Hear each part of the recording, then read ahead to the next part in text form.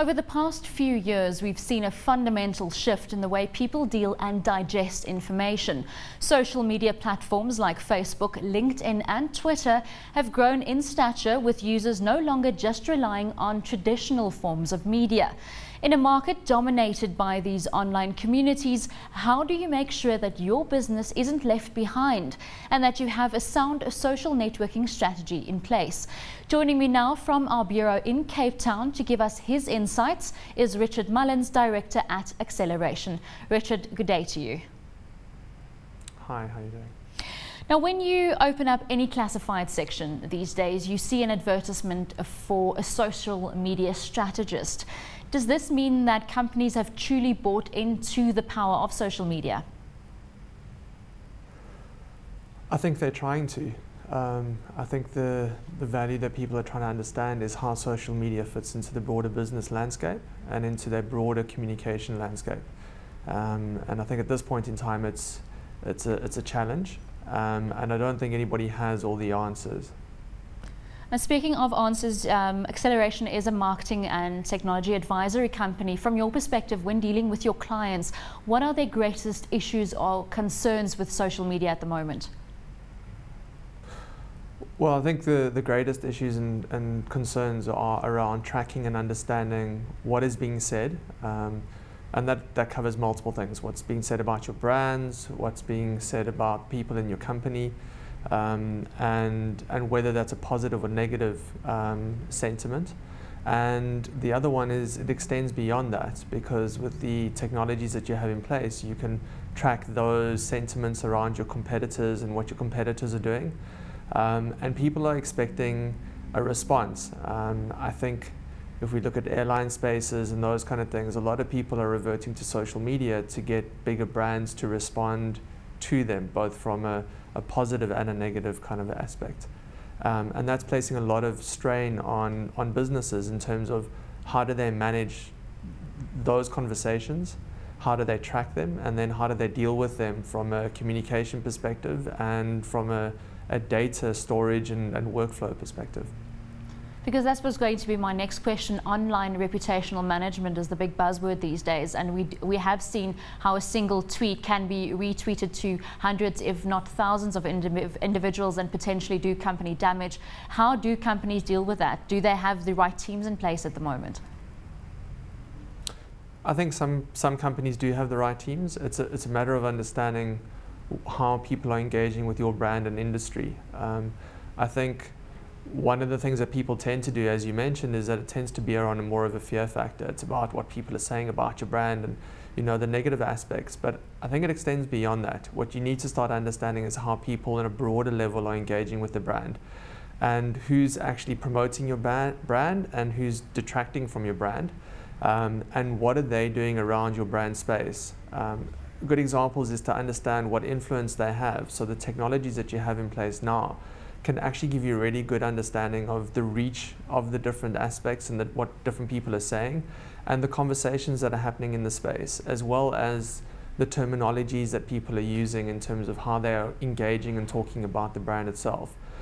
Once you start to understand that, then you can start to engage and decide how you want to engage further. And it's been quite interesting watching a lot of the case studies around different brands that have had issues over the last couple of months, and how some of the brands have actually not had to respond to any of the criticism that they received, because they've had these brand ambassadors, which is their consumers that buy into the brand itself, that have actually come to their defense.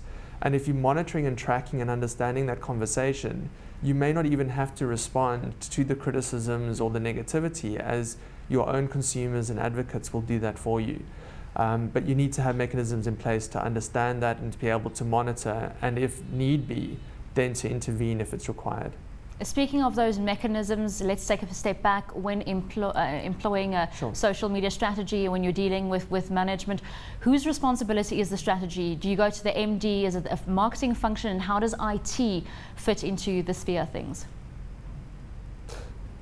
Yeah, I think it's actually a combination of all three. I think social media engagement extends beyond marketing. It really is about your business and what the business is doing.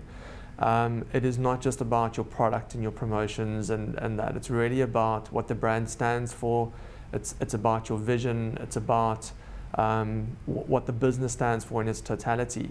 And I think from that perspective, the brand really needs to be defined by the MD and the broader management team. And I think that needs to be then decided about who's going to be responding, how they're going to be responding, and that becomes potentially a marketing and communication structure.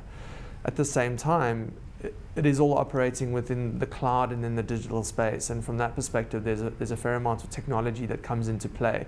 One, in terms of the engagement and the technology that you're going to be using to actually engage with your consumers around the social media space, and from a tracking and reporting perspective.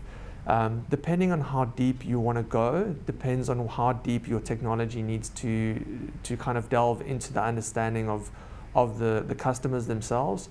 I'll give you a good example is if you have somebody that is engaging with you on Twitter, for example, how do you understand who that person is? And if you know that they're a customer, how do you capture that data from Twitter and place it into your CRM strategy so that you have a record of your conversation with them?